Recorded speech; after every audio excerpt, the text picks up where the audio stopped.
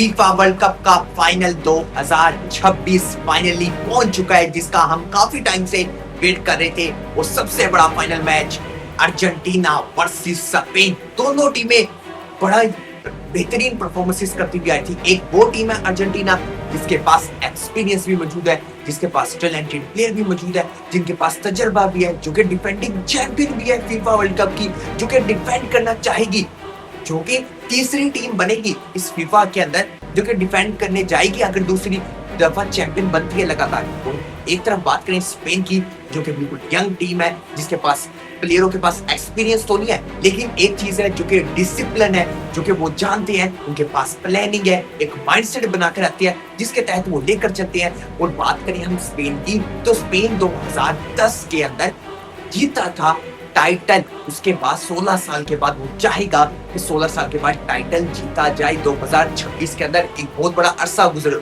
चुका है। तो अब आपको पहले ले चलता हूँ दोनों की जर्नी के ऊपर। अगर हम बात करें अर्जेंटीना की जर्नी, कोई इतनी आसान नहीं थी।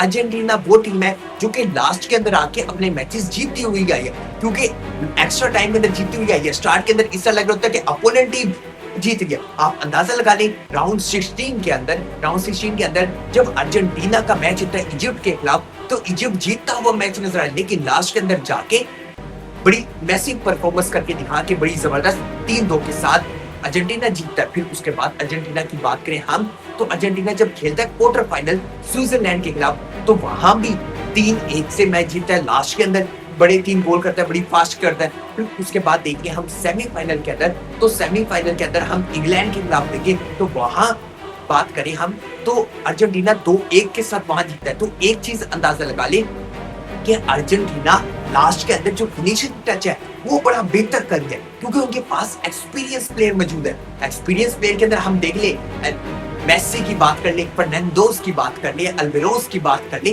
तो प्लेयर्स के पास एक्सपीरियंस तो बहुत है। वो जानती है, उनके पास स्किल्स है, उनके पास प्रेशर कंट्रोल करने की सलाहियत है, जो कि किसी भी टीम के पास हमें वो चीज नजर नहीं आई कि लास्ट के अंदर आके बेहतर परफॉर्मेंस करके दिखाई। अब दूसरी तरफ बात कर लें स्पेन वर्ल्ड कप के अंदर, राउंड 16 के अंदर अगर हम स्पेशली तौर पे बात कर लें, तो राउंड 16 के अंदर जब मुकाबला होता है स्पेन का पुर्तगाल के साथ, तो 1-0 के साथ मैच जीत जाती है स्पेन। इनके स्पेन गोल किसी भी टीम को नहीं होने देती, गोल रोक के रखती है। एक ये बड़ी स्किल मौजूद है स्पेन के पास। फिर उसके बाद अगला मैच हम देख लें बेल्जियम के साथ, तो बेल्जियम के साथ भी उन्होंने बड़ा फंसा के रखा। बेल्जियम के साथ भी 2-1 के साथ विक्ट्री हासिल की और बड़ा क्लीनली विक्ट्री हासिल की। सेमीफाइनल मैच के अंदर हम बात करें, तो फ्रांस के साथ सेमीफाइनल था स्पेन का, 2-0 के साथ वहां हराया। तो आप एक चीज नोट कर लें कि अर्जेंटीना वो टीम है जो कि लास्ट के अंदर बड़ी आपको बेहतर परफॉर्मेंस करती हुई नजर आएगी। 90% चांसेस है अर्जेंटीना के कि वो फास्ट गोल करेगी और वो अपने आप को जीतने की तरफ लेकर चली जाती है अर्जेंटीना।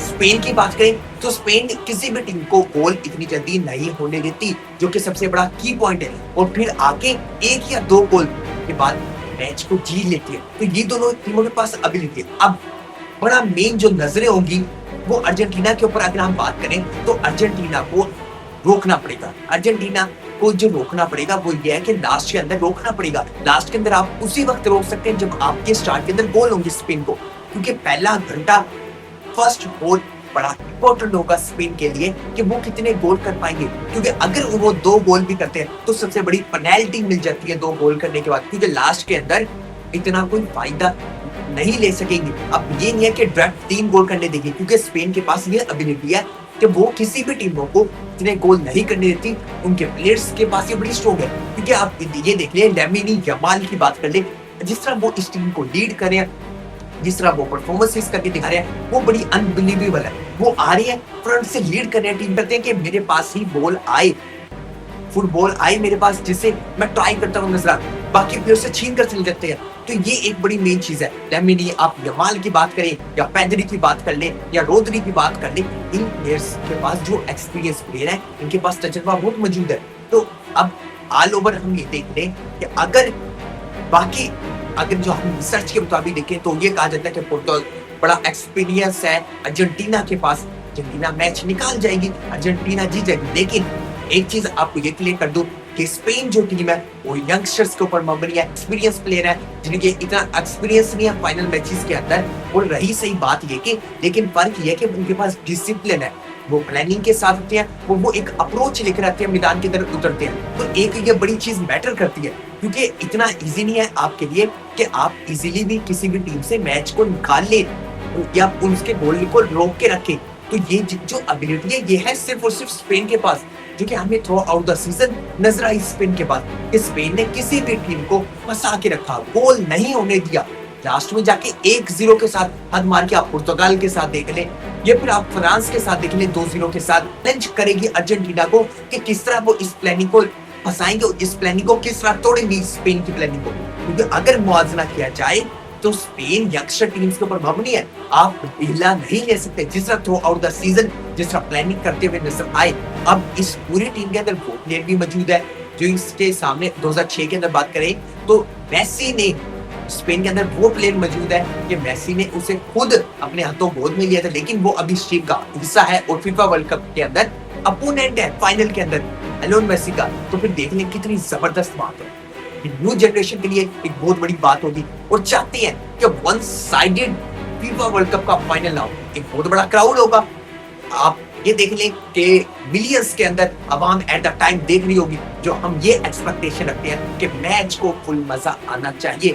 तो मैच का एक प्रॉपर तरीके से मजा आएगा, तो यही चीज असल ग्रो करेगी, क्योंकि ये चीज through out the season football में देखते हैं, यही चीज हमें सबसे ज्यादा ग्रो करती हुई नजर आई है कि लास्ट के अंदर जो गोल्स होते हैं और एक्स्ट्रा टाइम के अंदर। और आपको ये भी चीज बता दूं तो सबसे बड़ी मेन चीज कि जो लास्ट के 30 मिनट एक्स्ट्रा है, जो लास्ट के 30 मिनट एक्स्ट्रा हैं वो अब 30 मिनट्स नहीं होंगे, उसके अंदर से सिर्फ और सिर्फ 13 मिनट्स दिए जाएंगे, क्योंकि 17 मिनट्स जो है वो सेरेमनी के लिए जाया कर दिए जाएंगे। सिर्फ और सिर्फ 13 मिनट एक्स्ट्रा दिए जाएंगे, उसके अंदर से 11 मिनट सेरेमनी करवाई जाएगी और 6 मिनट जो कि स्टेज सजाया गया है, जो स्टेज के ऊपर सेलिब्रेशन की गई है, 6 मिनट उसे लगेंगे हटाने में। तो आप ये माइंड के अंदर रख ले कि एक्स्ट्रा टाइम सिर्फ और सिर्फ जो आपके पास है वो 13 मिनट्स है। तो इस चीज को मद्देनजर रखें और हम दोनों टीमों के अंदर बात करें तो प्लेयरों के पास एबिलिटी मौजूद है, लेकिन अगर हम ये देख लें कि वही टीम जीतेगी जो पोटेंशियल के ऊपर पूरा उतरेगी, जो कि चाहेगी, क्योंकि आप ऐसा नहीं है कि गोल रोक रोक के आप मैच को नहीं जीत सकते, गोल तो आपको करना पड़ेगा, ये तो शर्त है, गोल तो करना पड़ेगा, चाहे स्पेन हो या अर्जेंटीना हो। आप कितनी देर रोक के रखेंगे, स्पेन के पास एबिलिटी है लेकिन आपको गोल करना पड़ेगा। आपको अगर आप स्टार्ट के अंदर ही गोल कर देंगे 1 से 2 तो प्रेशर के अंदर आप डाल सकते हैं अपोनेंट टीम को, लेकिन फिर स्पेन को ये भी चीज रखनी पड़ेगी याद के अंदर कि अगर वो 2 गोल भी कर देती है स्टार्ट के अंदर और बिल्कुल हारती भी जा रही है अर्जेंटीना, लेकिन वो उनका जो फिनिशिंग टच है वो फीफा के अंदर वर्ल्ड कप के अंदर हमने थ्रू आउट द सीजन ये देखा कि लास्ट के अंदर फिनिशिंग टच एक्स्ट्रा टाइम के अंदर 30 मिनट के अंदर भी उनके पास ये एबिलिटी है कि वो 2 से 3 गोल कर सकते हैं, क्योंकि उनके पास प्लानिंग अप्रोच है, वो इस चीज के अंदर माइंड के अंदर भी रखी हुई है कि वो जानते हैं, उन्होंने